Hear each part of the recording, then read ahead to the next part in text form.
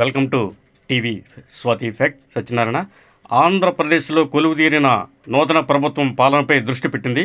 ఈ క్రమంలోనే మరో శుభవార్త చెప్పింది. ఇప్పటికే మంత్రులుగా బాధ్యతలు స్వీకరించిన పలువురు మినిస్టర్లు తమ శాఖలపై పట్టును పెంచుకునే పనిలో పడ్డారు. తాజాగా శనివారం ఏపీ ఇంధన శాఖ మంత్రిగా గొట్టిపాటి రవికుమార్ బాధ్యతలు స్వీకరించారు. అనంతరం రాష్ట్రంలో కొత్తగా 40,336 వ్యవసాయ విద్యుత్ కనెక్షన్లు మంజూరు చేశారు.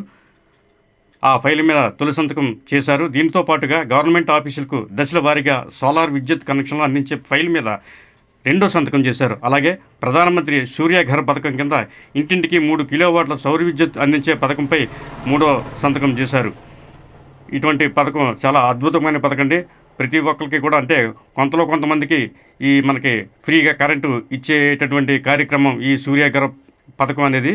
ఇది ప్రధానమంత్రి గారు చెప్పారు. ఈ పథకం ఒకప్పుడు ఈ పథకాన్ని మనకి అమలు చేస్తే మనకి సొంతంగానే మరింటి కరెంట్ ఉంటుంది. దాంతోపాటు మన మిగిలిన కరెంటు కూడా ఇది గవర్నమెంట్కి అందించేటటువంటి కార్యక్రమం. ఇది చాలా అద్భుతమైన పథకం. Thank you.